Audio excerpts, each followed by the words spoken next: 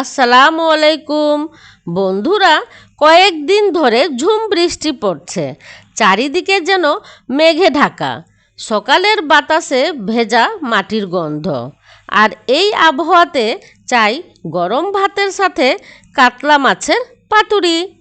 যেই ভাবনা সেই কাজ। কাতলা মাছের টুকরোয় দিলাম সরিষা, কাঁচামরিচ, আদা রসুনের পেস্ট, লবণ ও তেল। হাতের উষ্ণতায় মশলা আর মাছ যেন এক হয়ে গেল। এই মাখানোতে লুকিয়ে আছে পাতুরির আসল স্বাদ।